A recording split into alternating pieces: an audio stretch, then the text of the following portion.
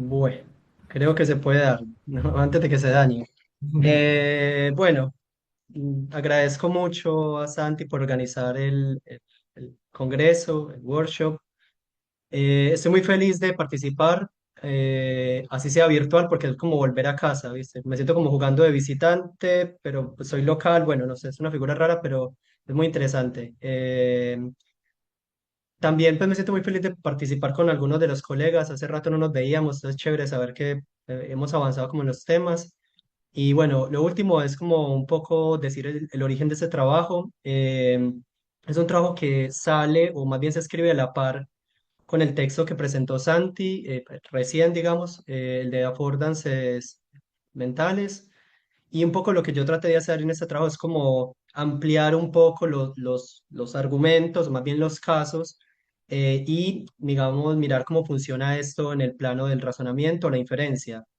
Hay una cosa que decir y es de que aquí no va a aparecer la palabra affordances, pero más o menos como que eh, se puede reemplazar, ¿no? Cuando hablo de motivación y que los sentimientos motivan, uno fácilmente puede decir de que afordan acciones mentales, en este caso la inferencia. Pero lo que me interesaba hacer a mí es sobre todo pensar las inferencias en la discusión particular de la naturaleza de las inferencias. Se habla de inferencias como un proceso racional que es pasar de premisas a conclusiones, y fundamentalmente uno lo que encuentra en la literatura son dos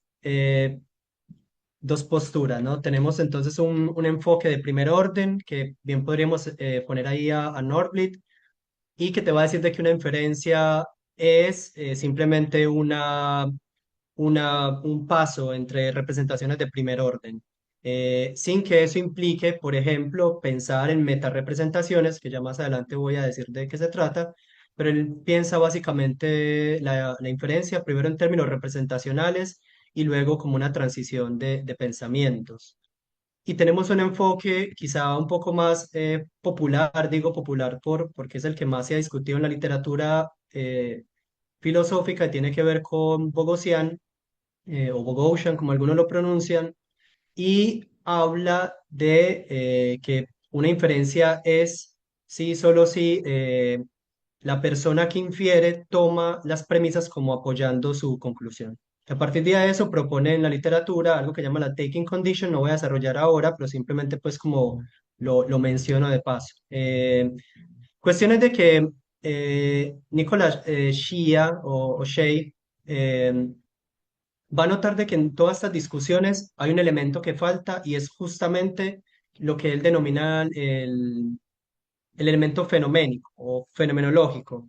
Es decir, de que no estamos hablando simplemente entre transiciones causales cuando hablamos de inferencia, sino también que hay una especie de apreciación, hay un elemento allí de subjetividad que se ha dejado de lado en todas estas discusiones. Entonces, un poco lo que hace Shea es tratar de dar una respuesta fenomenológica y también metacognitiva de las inferencias. Entonces, si se quiere, las críticas que él establece en este paper, que es un paper reciente, digamos, salió publicado este año, pero un poco ya estaba emborrado desde el año pasado, es lo que va a decir de que los enfoques de primer orden, digamos, no son adecuados para entender, digamos, las inferencias, porque al parecer hay allí un elemento no resuelto que no queda tan claro y tiene que ver con si son procesos siempre conscientes o no. Eh, y es una crítica que también han hecho otros como Kilty, Downey, Mandelbaum, etcétera. Y tenemos el otro enfoque que ahí está Bogosian, y es las sinfín de críticas que ha recibido, y tiene que ver con qué implica esa cuestión de taking, ¿no? Cuando una persona toma su conclusión como sustento de sus premisas, o más bien derivadas, qué significa ese tomar, ¿no? Ese taking. Eh, y si las inferencias pueden ser reducidas simplemente a un seguimiento de reglas, que es la otra crítica que se establece en el 2014. Cuestiones de que ambas posturas, ambos enfoques caen en que no logran dar cuenta del el elemento fenoménico, es decir, esa sensación inmediata de que la conclusión sigue de las premisas. Es decir, lo que está haciendo Shea es tratar de rescatar un lado que en la literatura filosófica se descuidó. Eh, Al respecto, esto es como, espero no romper el corazón de los heideggerianos, pero cuando hablamos de fenomenología aquí no nos referimos a la tradición continental, que obviamente tiene sus virtudes, pero en filosofía analítica se habla de fenomenología simplemente para mencionar ese aspecto subjetivo, sobre todo vinculados con eh, capacidades cognitivas o actitudes proposicionales. Puntualmente, cuando Shea quiere establecer una perspectiva fenoménica o fenomenológica. Lo que está tratando de rescatar es el lado experiencial del proceso inferencial. Eh, entonces, en ese sentido, un poco, si uno quiere dar una teoría completa de lo que son las inferencias, debería comentar cómo esas experiencias subjetivas regulan y monitorean el razonamiento, si es que hay estrategias vinculadas y, digamos, en últimas, cómo es que el proceso afectivo o fenoménico, si se quiere, lo va a tomar como similar, influyen en los procesos de razonamiento.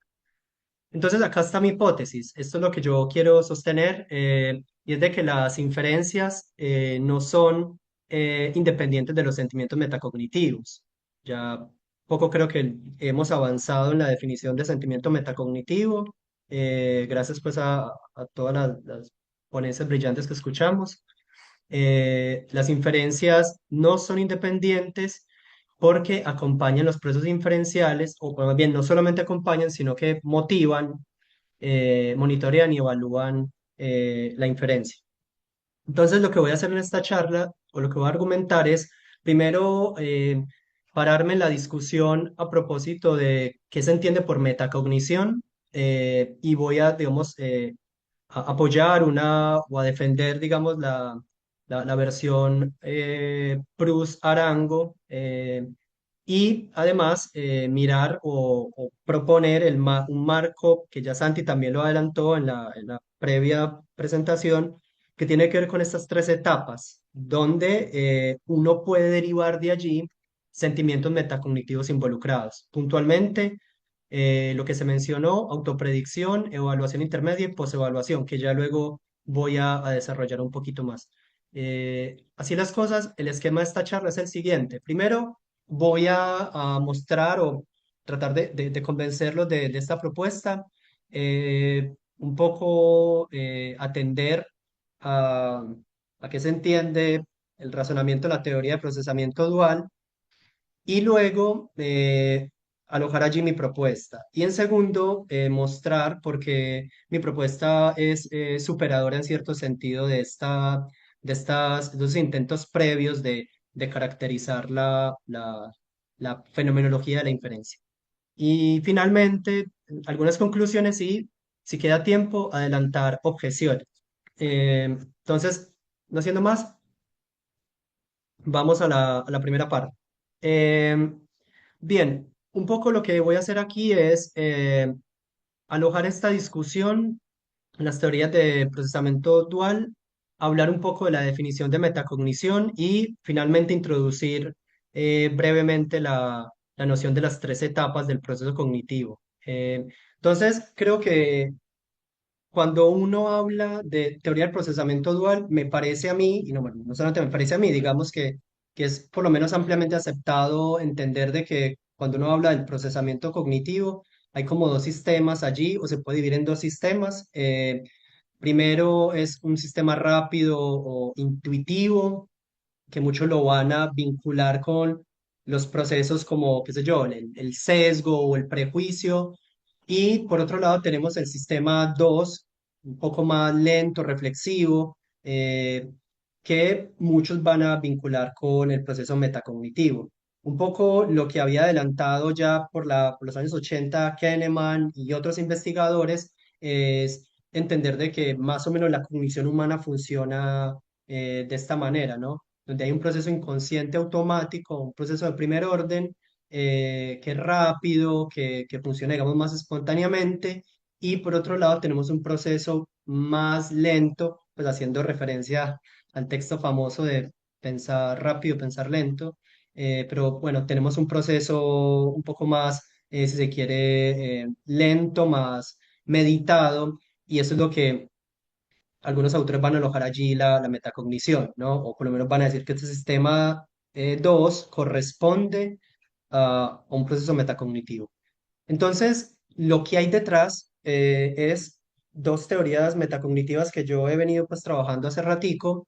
Tenemos la primera, la teoría de Peter Carruthers, que entiende la metacognición como la representación de los estados, los propios estados mentales.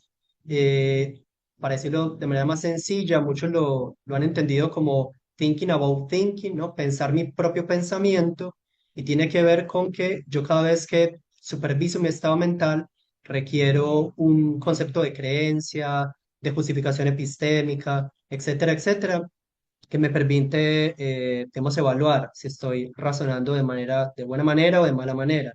Eh, en cambio, tenemos la propuesta de Joel Proust, que no va a requerir las evaluaciones conceptuales, sino más bien alojarse o asentar su propuesta en la noción de sentimiento metacognitivo, que en últimas, bueno, la propuesta ya ha variado mucho o sea, de los años 2000 hasta hoy día.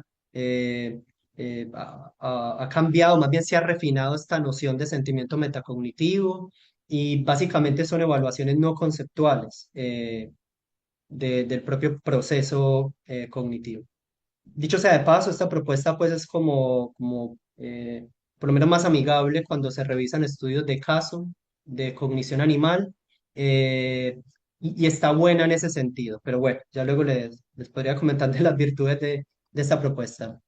Cuestiones de que un poco uno se puede, o más bien se puede hacer una crítica a Carl Rotters. Estas críticas no son puntualmente mías, sino son críticas que hay en la literatura específica de inferencias, y es el problema del regreso, ¿no? Entonces, dicen muchos autores que la condición de taking, la condición de toma, la condición de requerir que para el proceso inferencial haya necesidad de conceptos, otras creencias, nos sumerge entonces, o más bien nos empuja a una regresión infinita, en la medida en que, pues, de que esa creencia requiere de otra, que sustenta y a su vez así, con lo cual se hace, digamos, difícil completar el proceso, ¿no?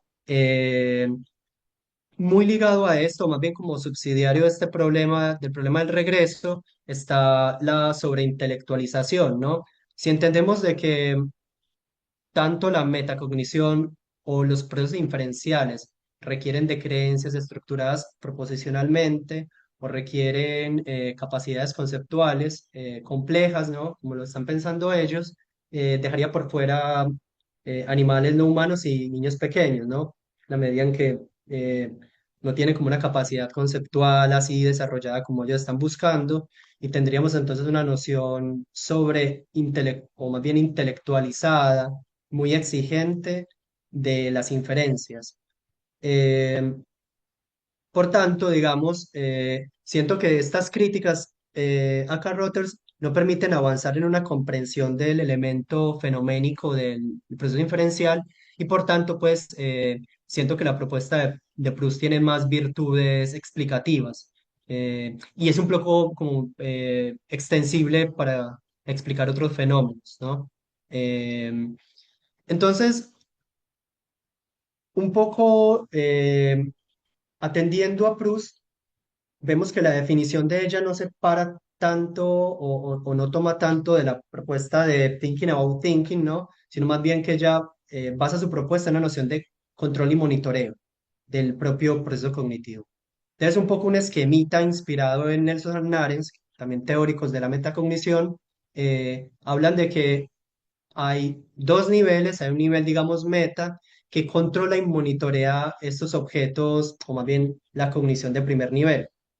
¿Qué es lo interesante allí en esta propuesta? Que vemos que en este constante monitoreo y control hay un feedback que nos da o nos informa cómo estamos operando cognitivamente, ¿no? Y entonces es allí, en este feedback, o en esta codificación, si se quiere, en términos de sentimiento metacognitivo, donde aparece esta noción, ¿no? Atendiendo un poco a lo que presenta Coriat, ¿no? Eh, entonces, los sentimientos metacognitivos, si se quiere, para decirlo de otra manera, vendrían siendo el output de ese proceso metacognitivo, ¿cierto? Como resultado.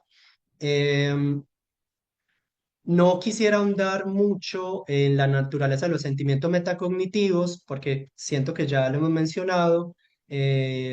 Simplemente voy pasando de manera muy lenta las diapositivas, como para, no sé, si de pronto aparece un elemento nuevo allí, pero me parece que ya todo está cubierto en términos de que los sentimientos metacognitivos implican y una valencia positiva negativa, tienen intensidad y además, como lo que mostró Santi recién, potencian acciones mentales, ¿cierto? Tienen ese rol, vamos a decirlo groseramente, afordístico o más bien motivador de las acciones mentales. Eso ya lo había como planteado de Sousa.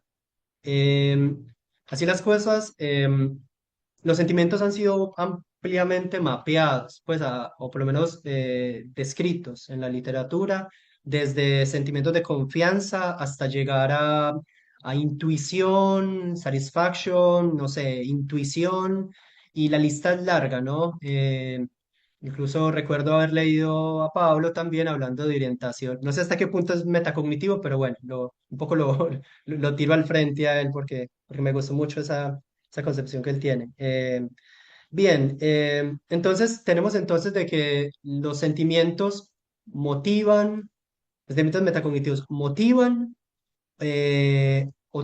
acciones o también un poco retienen, ¿no? Como que sentimiento de certeza detiene la investigación porque, bueno, ya damos por aludido de que lo sabemos. De que sea epistémicamente correcto o incorrecto, pues eso es otra cuestión, pero por lo menos, digamos, aquí lo que tenemos es una modulación de los sentimientos metacognitivos en cuanto a nuestras acciones, tanto corporales como cognitivas o mentales. Pero sobre ello no me voy a meter, digamos. Entonces, vamos a avanzar un poquito más a la pregunta como nuclear y es, bueno, ¿cuál es la relación entre esos sentimientos metacognitivos y las inferencias? Y así doy paso como a una subsección argumentativa importante y tiene que ver con lo que yo llamo fenomenología de la inferencia. Recuerden que fenomenología no apela a esta tradición, sino que más bien hablamos de ese carácter subjetivo de los sentimientos metacognitivos, ¿cierto? Eh, Acá recuerdo simplemente mi hipótesis para decir de mis compromisos, ya habiendo entendido a qué teoría metacognitiva me suscribo. Entonces, un poco hablemos de esta función, o más bien esta característica de motivación, monitoreo y evaluación, sobre todo en el plano de la inferencia. Eh, Me parece que Santi lo expuso muy bien y me alegra mucho porque yo con eso siempre me enredo, pero el proceso cognitivo consta de tres etapas, una etapa como de monitoreo intermedio, evaluación, y dejé, digamos, lo último, o enuncié de último la cuestión de la predicción, porque eso es como una de las diferencias sutiles entre la propuesta de Proust y un poco la de Santi. No es que sean, ellos plantean distinto, sino que cuando uno lee los textos viejos de Proust no aparecía la cuestión de la predicción, sino que, bueno, un poco creo que Santi es la etapa o elemento que rescata de esta reflexión, con lo que tenemos, digamos, como una visión completa de lo que sería tanto la predicción de mi propio proceso, es decir, antes de hacer una acción cognitiva, eh, durante, ¿cierto? En el ongoing de, ese, de mi cognición y ya al final, cuando he cesado por lo pronto de inferir o de imaginar o de recordar, que me siento satisfecho o no del resultado, digamos, de ese proceso. Ahora bien, ¿cómo funciona esto en términos del procesamiento inferencial? Y esta es la parte como positiva de la charla, ¿no? Entonces, atendiendo estos tres niveles, yo he pensado que uno podría catalogar lo que podría ser como una especie de sentimiento de capacidad inferencial, sentimiento de confiabilidad en la etapa intermedia y un sentimiento de evaluación final. Entonces, un ejemplo breve tiene que ver con cuando uno hace ejercicios matemáticos, ¿cierto? O cuando uno trata de calcular mentalmente, que ahí regreso. Eh, Eso es una confesión, ya que estamos entre amigos, digamos, entre colegas. Yo soy muy malo, digamos, sumando mentalmente, soy terrible. eh, este sentimiento y este reconocimiento de que soy malo sumando mentalmente me da, o por lo menos me detiene a mí de hacer un cálculo mental cuando vamos a pagar una cuenta. Entonces allí tenemos de que mi sentimiento de capacidad diferencial, antes de hacer una suma, me inhibe que yo haga en efecto la suma porque sé que soy malo sumando. No obstante, digamos, me atrevo a sumar mentalmente grandes cifras y me doy cuenta que en medio de esa operación mental, puedo tener confianza o, en este caso, estar desconfiado de mi proceso. Y al final, cuando termino, digamos, de sumar mentalmente, digo, sí, mira, la cuenta es tanto, tal resultado, me puedo sentir confiado o no de ese resultado. En este caso, pues me siento terrible o me sentiría terriblemente desconfiado de cómo he hecho esta operación mental, sobre todo porque conozco mi proceso cognitivo, porque hay sentimientos que me indican cómo estoy operando cognitivamente y esto, digamos, detiene o motiva o frena, digamos, acciones mentales. Un poco el argumento que esbocé ahí, el ejemplo matemático, bien podría entenderse también como un elemento o un argumento de contraste fenoménico que a los filósofos analíticos nos gusta mucho.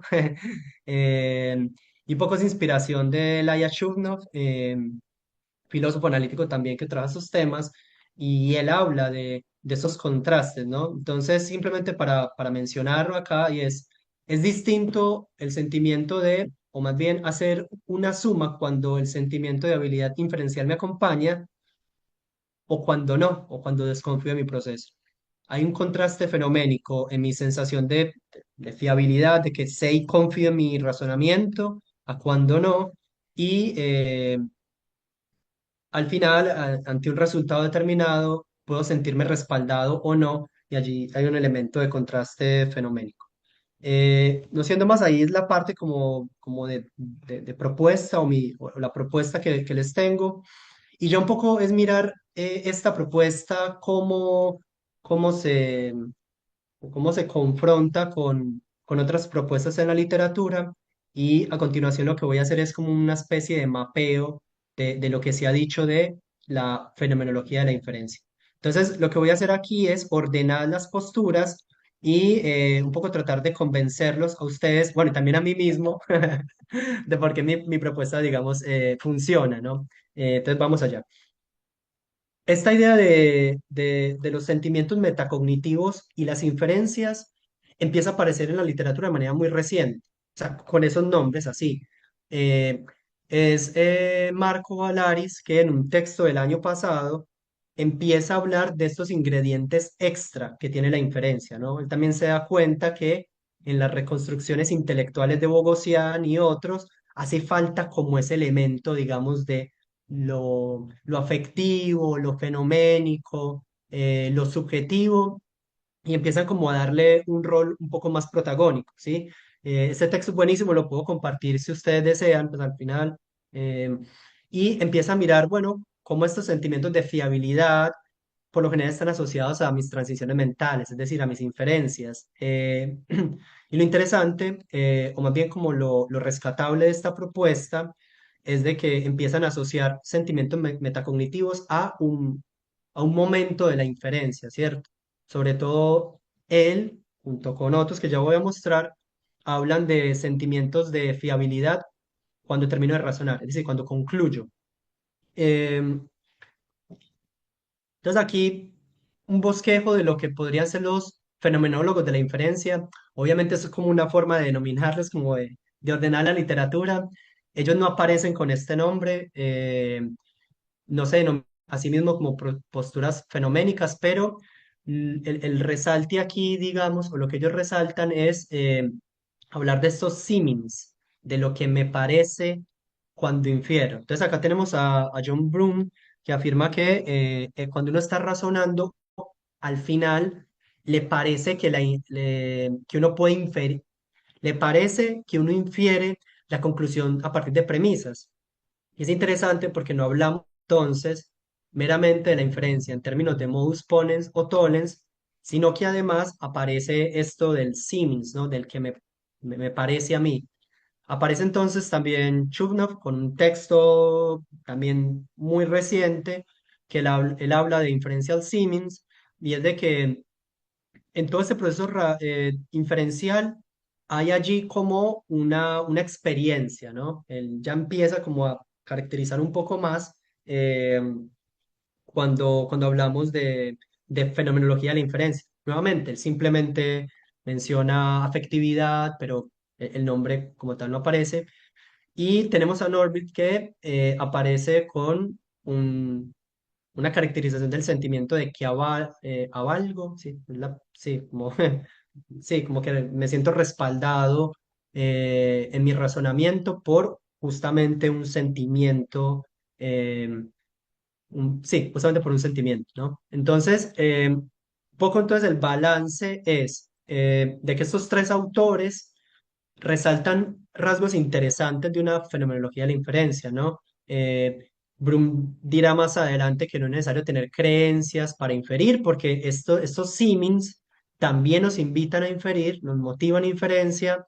Aparece entonces la experiencia que describe Chovnov de extraer o experimentar cómo es de que mi conclusión se deriva de las premisas y aparece ya luego la propuesta de Marco Valaris, que es hablar ya propiamente de sentimiento metacognitivo, ¿no? Resalta dos.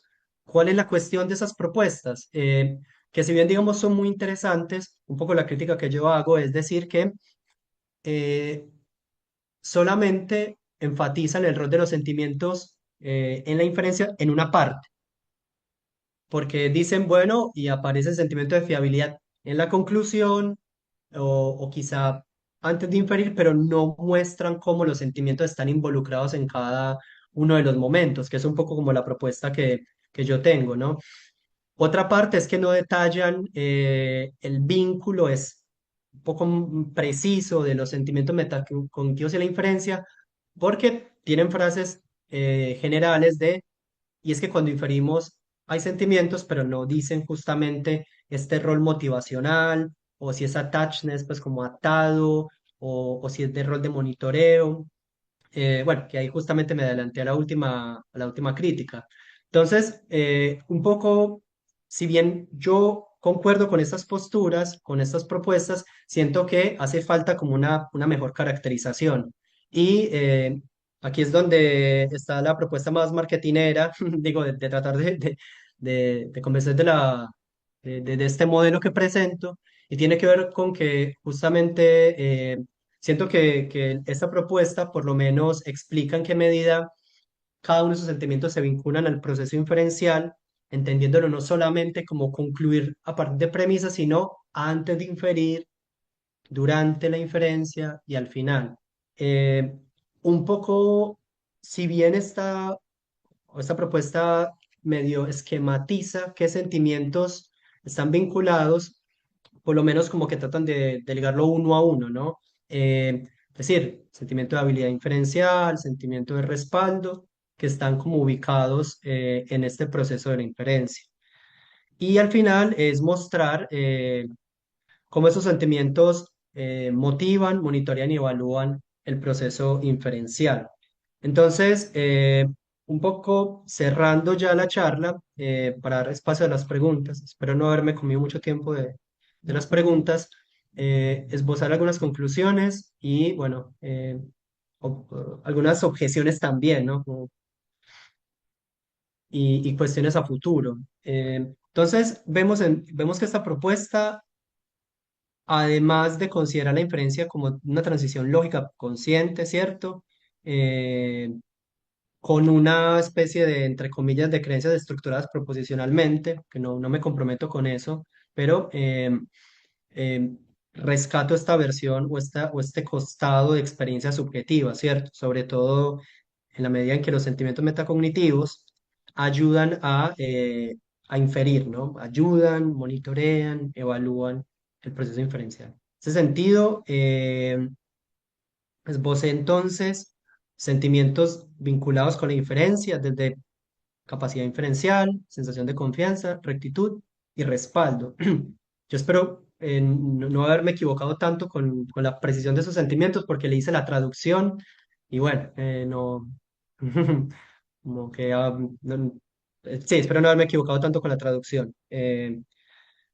Otra objeción es de que o más bien adelantando objeciones, es de que esta propuesta es descriptiva y no prescriptiva. Es decir, yo lo que trato de hacer no es proponer un modelo normativo de la inferencia, sino más bien un modelo descriptivo, ¿no? Me interesa mostrar este costado fenoménico de la inferencia. Otra posible objeción tiene que ver con justamente la versión normativa y es si esta taking condition, ¿cierto? Si la condición de toma, que está, digamos, polula en el debate de inferencias, yo la puedo saltar o no. Eso simplemente es una especulación y mirada futura de un trabajo posterior y tiene que ver con que uno puede reemplazar la taking condition por un feeling of requirement. Pero bueno, simplemente si les seduce esa idea, luego lo podemos charlar. También para que me den ideas de cómo se podría plantear. Eh, otra posible objeción tiene que ver con que si las inferencias están acompañadas, bueno, todas las inferencias están acompañadas de sentimiento metacognitivo, eh, yo creo que uno podría plantear una especie de como versión fuerte, es decir, todas las inferencias dependen de sentimientos metacognitivos, o uno decir, mira, las inferencias, como lo vemos en la literatura, no requieren de sentimiento metacognitivo. Es decir, vos puedes inferir por un lado y sentir que inferís, o más bien tener la experiencia, feeling of knowledge por otro lado, pero no están vinculados, ¿no? Yo siento que mi propuesta está como moderada, eh, en la medida en que si la inferencia es consciente, hay un sentimiento metacognitivo vinculado. Eh, y bueno, con esto ya voy terminando, o más bien me lo voy a saltar porque quiero darle como espacio a la charla y comentar acá un poco por qué, digamos, del énfasis de lo fenoménico en mi propuesta, sobre todo porque yo no trabajo esos temas. Pues digo, o sea, mi propuesta o mi tesis doctoral tiene que ver con cognición no humana. Entonces siempre me ha interesado, digamos, pensar estas nociones no demandantes, no intelectualizadas, no muy exigentes de la cognición, porque siento que eh, metacognitivamente, de que esta propuesta se puede extrapolar a casos de animales no humanos, que allí está como la discusión interesante. Bueno, no siendo más, gracias por el tiempo y el aguante. Acá dejo un poco como el QR del grupo, si quieren ver lo que trabajamos. Y bueno, están más que bienvenidos a participar de los eventos que organizamos. Sebastián, muchas gracias. Eh, Tenemos una primera pregunta por parte de Ángel. Ángel, Hola Sebastián, muchas gracias por tu charla, me gustó mucho. Tengo dos punticos muy rápidos y son más como de profesor de lógica más que de aficionado a filosofía de la mente. Y tiene que ver justamente con esto último que estaba señalando sobre cómo hacia dónde quisieras llevar la cosa y conectando con la crítica que presentas a Carruthers que me parece un poco... eh, rara en el sentido de que quizás no la necesites para hacer lo que estás haciendo. Podrías prescindir de esa crítica. ¿Y por qué lo digo? Porque, es decir, como estas cosas en lógica sobre el regreso al infinito, cuando se hacen inferencias, pues son como muy viejas, digamos, ya se ha discutido hace mucho tiempo. Uno podría quedarse ahí desde el problema de la axiomatización de la teoría de conjuntos, y ahí ya hay una solución a esto del regreso al infinito. Tú axiomatizas y ya tienes un conjunto de reglas y no deberías preguntarte como en ese caso que pone Hofstadter, no sé si lo conoces, de un tipo que empieza a preguntarse por qué el modus ponens funciona y se va así hasta el infinito, etcétera, como que eso en realidad no, no ocurre. Y lo otro, pero eso tiene que ver con lo que te interesa a ti, es como que la otra parte de la crítica es como, vea que es que esta perspectiva parece sobreintelectualizar la inferencia, y yo entiendo que tú no lo quieres hacer, pero uno podría decir como, bueno, la inferencia sí es un proceso cognitivamente demandante, no está mal decirlo, es decir, si bien hay procesos cognitivos que no sean intelectualmente tan demandantes como la inferencia, pues la inferencia sí lo es decir, quien infiere de todas maneras está haciendo un ejercicio muy complicado de tratar de vincular un conjunto de premisas que además tienen un contenido proposicional, etcétera, para tratar de llegar a una conclusión. Y entonces uno podría decir, como vea que esa crítica a Carl Rogers es extraña. Y se me ocurre que tú podrías simplemente como prescindir de esa crítica y mantener lo que estás tratando de hacer. Eso es.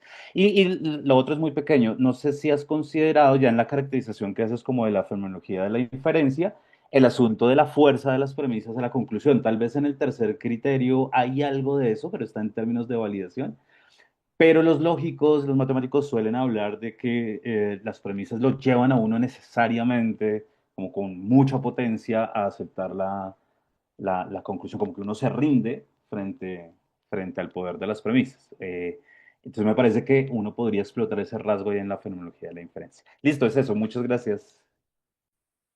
No, Ángel, está súper bien, te agradezco mucho, sobre todo porque es un trabajo que está en proceso, o más bien estoy terminando ya las conclusiones. Entonces siento que me sirve mucho para saber qué quito, qué puedo prescindir y qué no. El tema de Carruthers, lo que intentaba hacer con lo de la crítica que decís que es vieja y, digamos, concuerdo en parte, eh, aunque bueno, sé, no importa. Cuestiones de que sí, yo simplemente lo eh, puse como de por qué me decanto o me comprometo con una versión de a la Proust, digamos.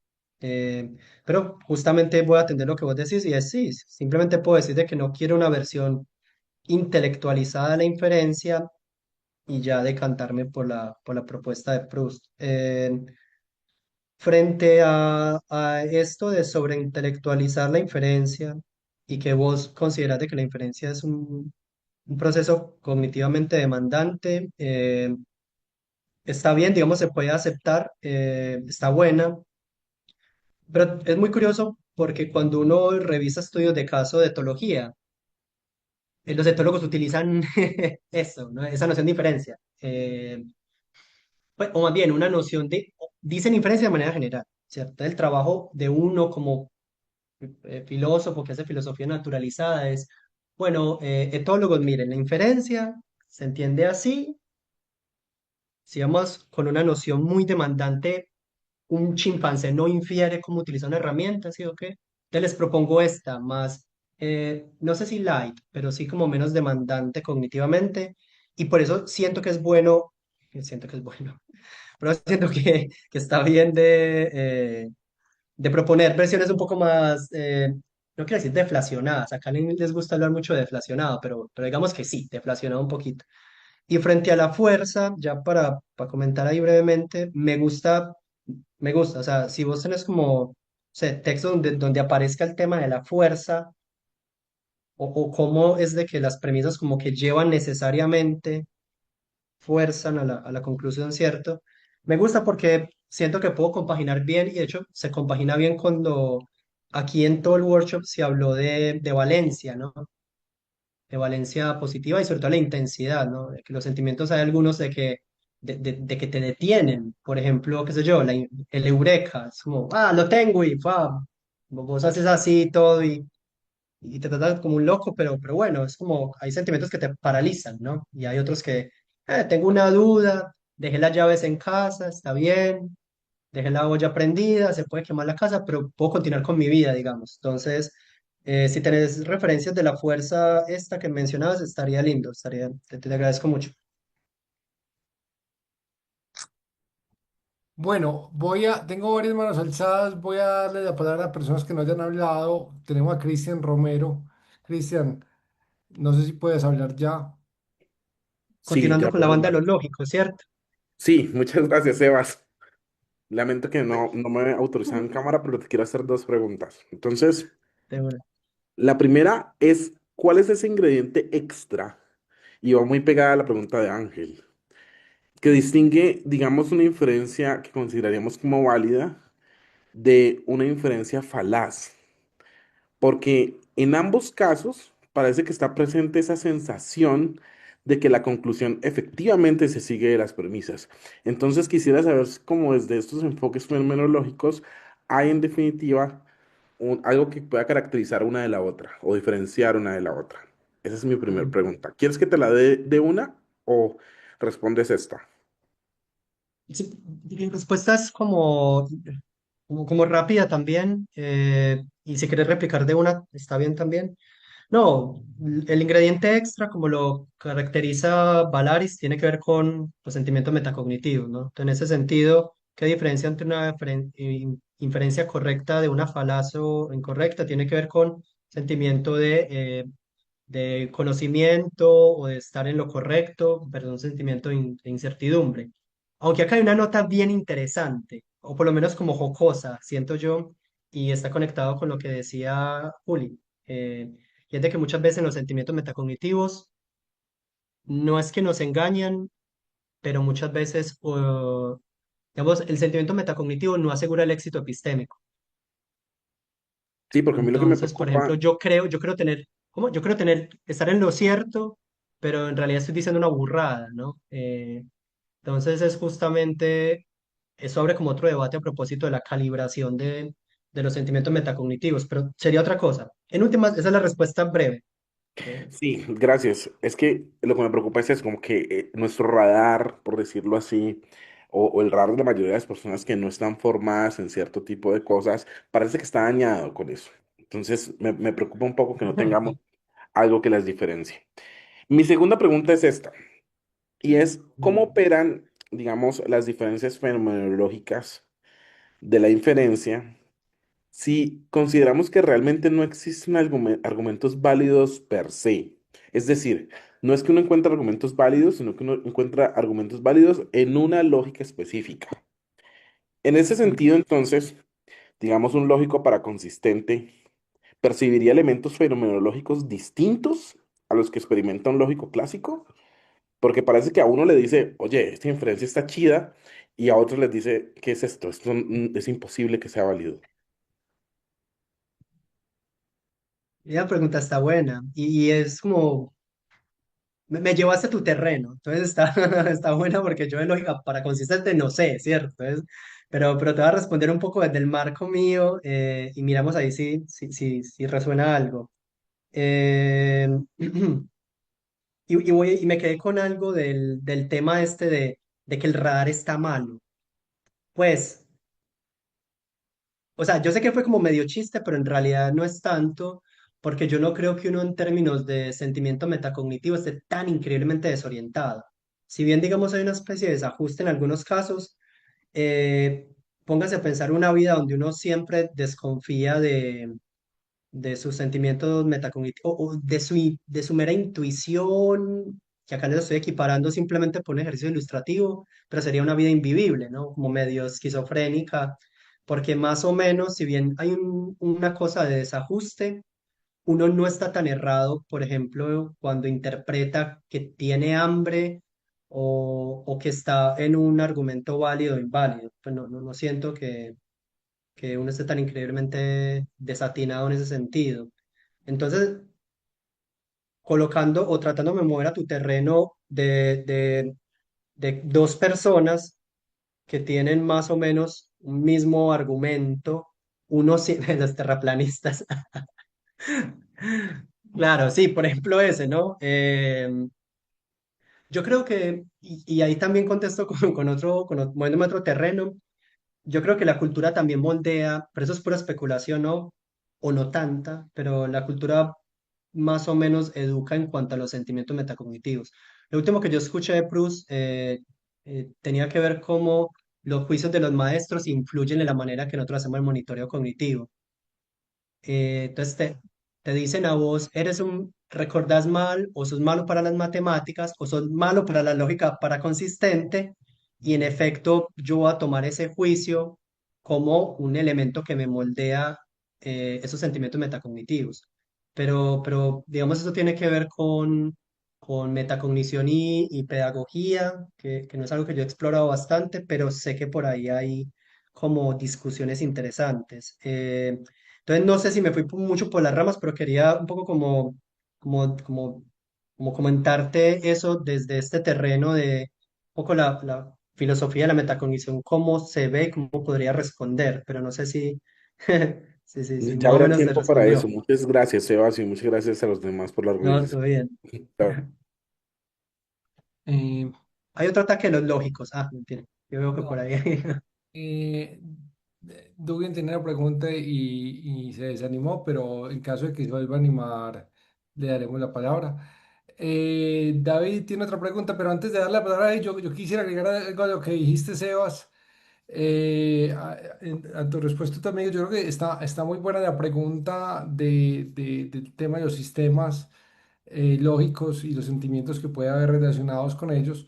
Pero yo creo que es una pregunta que incluso se puede generalizar a cualquier especialidad. Es decir, y yo creo que ahí viene todo el tema de lo que veníamos hablando de la educación de los sentimientos, y es que los sentimientos y con una pregunta que también ha hecho Julieta, recuerdo si eran innatos o no, y yo creo que no, precisamente, o sea, seguramente hay como una base innata que tiene que ver con todo el tema de interocepción, pero esa base innata después se adapta a todos los sistemas representacionales que adaptamos, pueden ser sistemas lógicos, pueden ser sistemas representacionales, y por ello los sentimientos metacognitivos de dos personas pueden variar con respecto a un mismo estímulo.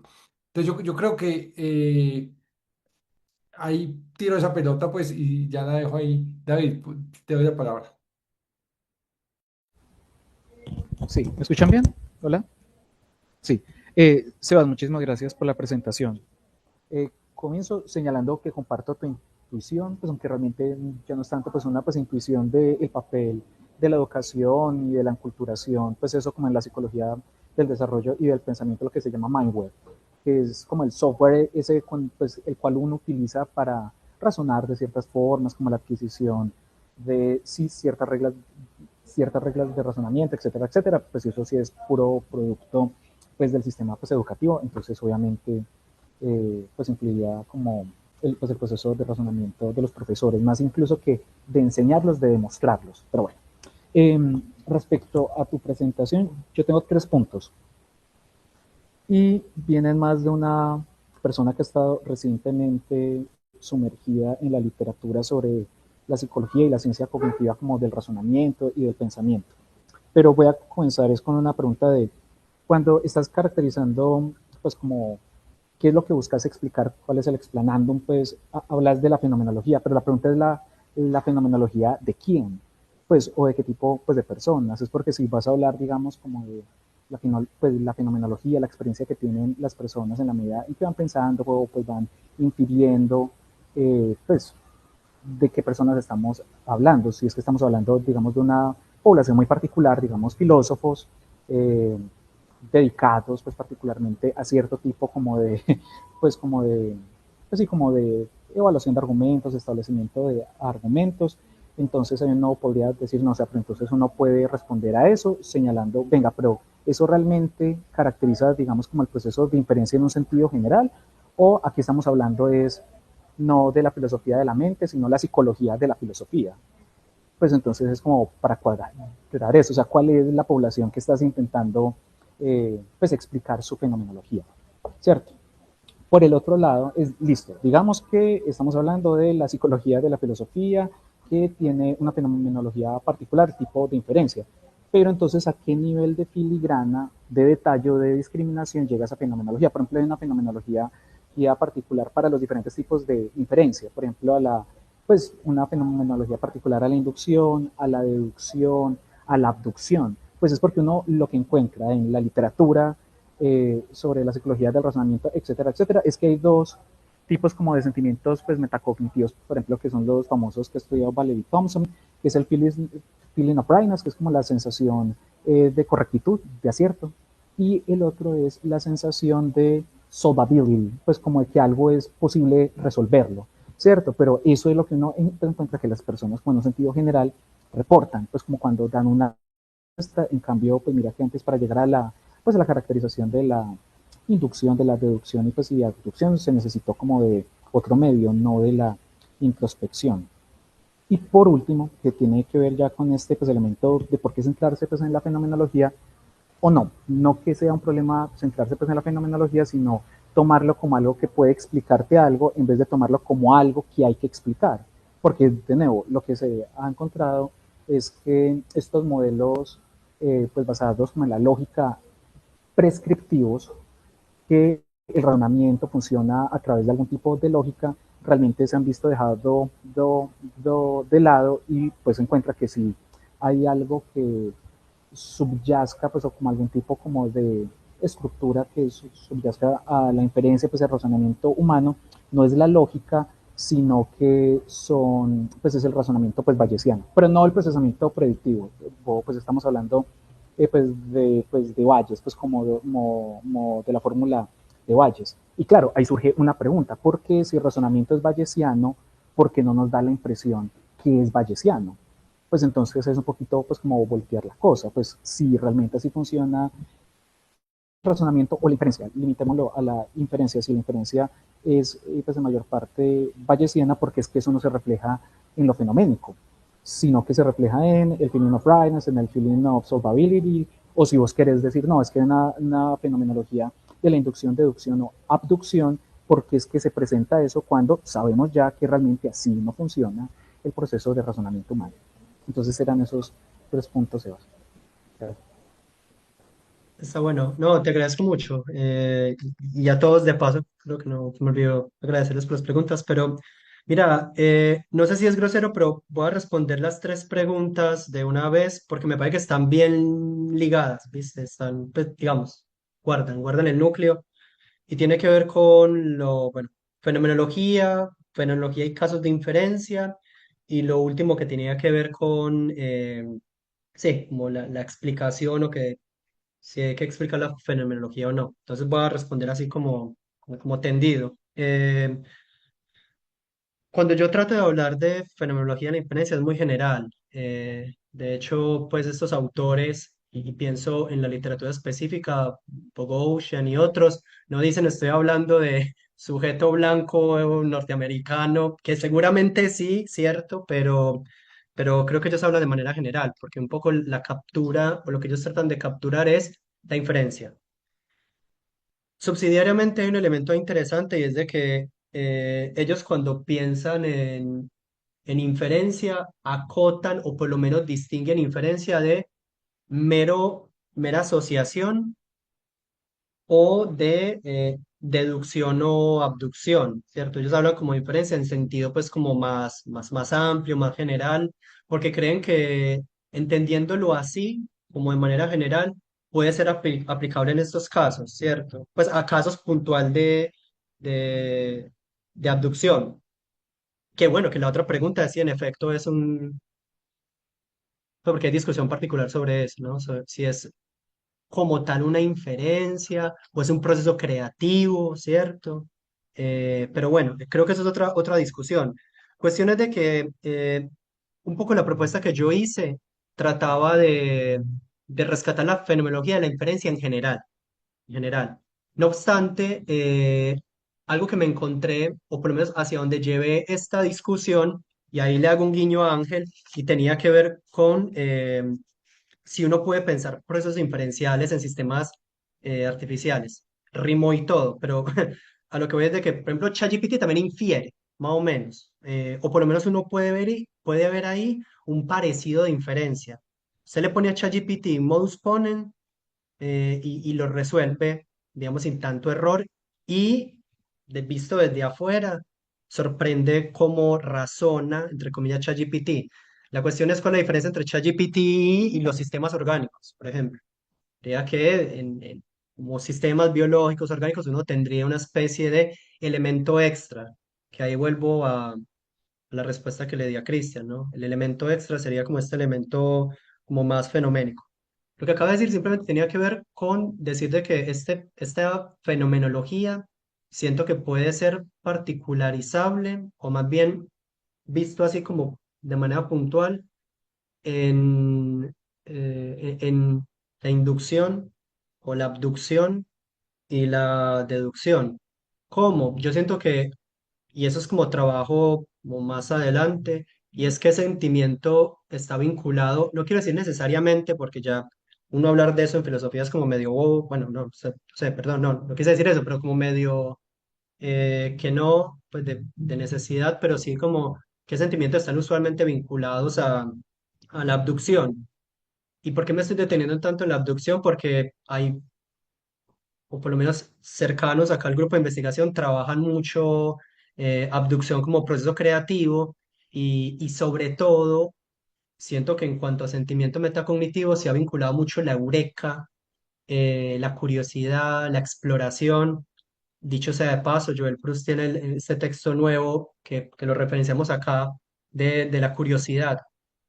La curiosidad como sentimiento metacognitivo permite, motiva, aforda comportamientos exploratorios y eso da paso a pensar, digamos, formas nuevas de resolver problemas. Entonces, bueno, ahí cierro un poquito. No entendí lo último del proceso, o más bien cuando introducías el proceso bayesiano, porque como que ahí no sé si lo hiciste conscientemente o no, pero como que me desvinculaste del sentimiento metacognitivo, pues como de lo fenoménico, que no sé, sentí como algo ahí de, o si puedes volver sobre eso, o si eso, digamos, particularmente es llamativo, podemos volver, pero frente a lo otro está todo bien, digamos. Pues Pues no pasa nada. está No, bien, no, pues no, a lo que me refería con el razonamiento pues bayesiano, me refería, y por de eso una. hice la distinción con el procesamiento predictivo, es porque uno no diría que lo que hace el procesamiento predictivo o lo que implementa ese pues, proceso es el cerebro, pues como el nivel subpersonal pues, de las operaciones en un nivel neuronal. Pero a lo que pues, me refiero es que cuando uno toma, digamos, el modelo prescriptivo en psicología del razonamiento clásico, que era basado en la lógica, claro, eso daba pues, de que todas las personas son irracionales, que no saben cómo pensar, etcétera, etcétera.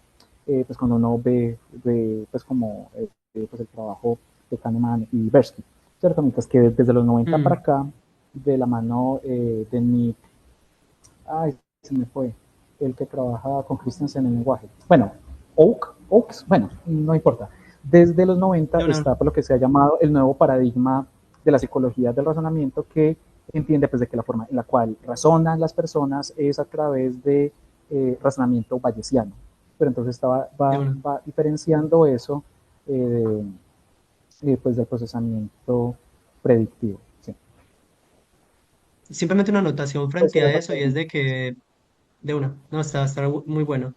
Que me encontré con este texto recién y tiene que ver con que me parece que creo que es un sesgo en la, por lo menos en la toma de decisiones o bueno, en otros ámbitos, filosofía de la mente en general, como que uno pensaría que, o se suele pensar de que los sentimientos, la afectividad, etcétera, como que es nublan el razonamiento lógico o algo así. Eh, por lo menos es un común, uno se encuentra eso en la literatura. Eh, este texto que me encontré recién y otros que he estado leyendo, como que apelan mucho a no ver, digamos, los procesos afectivos, digamos, fenoménicos en esta presentación, como un elemento como nublan el razonamiento, sino que ayudan, ¿cierto? Como que van de la mano, ¿no? Entonces siento que por ahí estaría bueno como empezar a mirar, digamos, como esos procesos no solamente, bueno, no como elementos que se oponen al razonamiento, sino que ayudan. Que un poco creo que es también como lo que se trató de hacer ahorita con lo de metacognitive feelings como affordance, ¿no? Es decir, ayudan a la acción mental. Mm, Bueno, simplemente eso tenía como para decir y ahí la referencia por si alguno quiere como indagar más como en esta literatura específica. Bueno, Sebastián, muchas gracias por tu presentación, muchas gracias por tu respuesta a las preguntas. Quiero agradecerle una vez más a todos los presentadores y presentadoras que participaron presentando su trabajo en este evento. Gracias a Pablo, gracias a Julieta, gracias a Mónica, gracias a Juan Pablo, gracias a Sebastián. Quiero agradecer también a Laura Echandía, nuestra comunicadora, que estuvo, digamos, tras de cámaras, ayudándonos a que esta presentación, este evento pudiera ser exitoso y se transmitiera por YouTube. También les recuerdo entonces que la grabación quedará ahí en YouTube. Podrán consultarla luego para que quede ahí en su registro. No, muchas gracias a todos y todas. Quedo muy contento de esta jornada. Creo que abordamos un montón de temas que pues necesitaban ser discutidos y creo que nos vamos también con muchas ideas de futuras investigaciones y posibles temas de futuras investigaciones. Y agradezco también mucho a los demás personas que se conectaron y nos acompañaron a lo largo del día, sea en la mañana, sea en la tarde. Y bueno, muchas gracias a todos y todas. Feliz día, que estén bien. Chao. Hasta luego. Gracias, Pablo. Gracias a todos. Gracias.